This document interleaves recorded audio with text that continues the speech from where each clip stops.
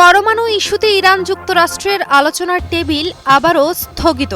একদিকে যুক্তরাষ্ট্র চায় দ্রুত সিদ্ধান্ত, অন্যদিকে ইরান বলছে সিদ্ধান্ত হবে কিন্তু ন্যায়ের শর্তে। ইরান যুক্তরাষ্ট্রের নাটকীয় পরোক্ষ আলোচনার চতুর্থ দফার ঠিক আগেই পিছিয়ে গেল রোম বৈঠক। এরপরেই ইরানের তেলের ওপর নিষেধাজ্ঞা জারি করে আগুনে ঘি ঢাললেন মার্কিন প্রেসিডেন্ট ডোনাল্ড ট্রাম্প। কূটনৈতিক মহলে সন্দেহের তীর যেন ইরানের দিকে। প্রশ্ন উঠছে, ইরান কি তবে আলোচনা চায় না? ঠিক সে মুহূর্তে ইরান জানিয়ে দিল এই আলোচনা তাদের কারণে পিছিয়ে যায়নি, বরং আগের চেয়েও এখন বেশি প্রস্তুত ইরান। একটা সম্মানজনক সমঝোতায় পৌঁছাতে পারাই এখন মূল লক্ষ্য মধ্যপ্রাচ্যের এই দেশটির।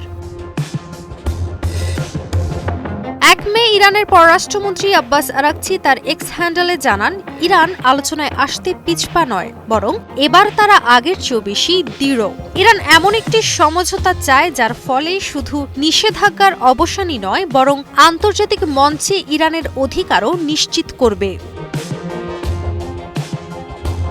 আরাকচির এই ঘোষণার আগেই ওমানের পররাষ্ট্রমন্ত্রী বাদার আল বুসাইদি জানান, রোমে যে চতুর্থ দফার আলোচনা হওয়ার কথা ছিল তা লজিস্টিক ও কারিগরি কারণে পিছিয়ে দেয়া হয়েছে। কিন্তু তবুও প্রশ্ন উঠছে, এই তথাকথিত কারিগরি কারণ কি আসলেই সত্য, নাকি আমেরিকার নতুন কোনো চাপ প্রয়োগের কৌশল? এদিকে ইরান বরাবরই বলে আসছে তারা আলোচনায় বসতে চায়, কিন্তু সেটা হতে হবে সমতা আর সম্মানের ভিত্তিতে। দমন নীতির উপর ভিত্তি করে কোনো আলোচনা হবে না। আরাকচির বার্তায় স্পষ্ট হয়, ইরান এমন এক সমঝোতা চায় যা আন্তর্জাতিক আস্থার পরিবেশ তৈরি করবে, যেখানে প্রমাণ হবে ইরানের পরমাণু কর্মসূচি চিরকাল ধরেই শান্তিপূর্ণ, আর যেখানে তাদের জাতীয় অধিকার পুরোপুরি রক্ষা পাবে। এদিকে ইরানের পররাষ্ট্র মন্ত্রণালয়ের মুখপাত্র ইসমাইল বাঘাই জানান, আলোচনার তারিখে বদল এসেছে মূলত ওমানের প্রস্তাবে।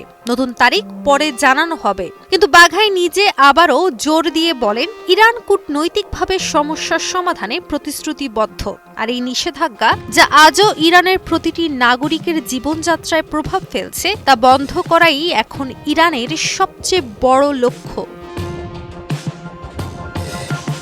প্রাণ সসের মাখামাখি টেস্ট নুডলসকে করে তোলে আরো ইয়ামি, আরো জোস। প্রাণ সসের ইরান যুক্তরাষ্ট্র সম্পর্কের এই পরিস্থিতিতে কূটনৈতিক মহলে প্রশ্ন উঠছে, এই দৃশ্যপটে যুক্তরাষ্ট্রের অবস্থান কেমন হবে? যুক্তরাষ্ট্র কি সত্যি একটা ন্যায্য সমঝোতা চায়, নাকি চাপ দিয়ে নিজেদের রাজনৈতিক উদ্দেশ্য হাসিল করতে চায়? এবারের আলোচনার আগে যেমন মার্কো রুবিও হুমকির সুরে বলেছিলেন, ইরান যদি শান্তিপূর্ণ সমাধান চায় তাহলে আমেরিকান পরিদর্শন মেনে নিতেই হবে।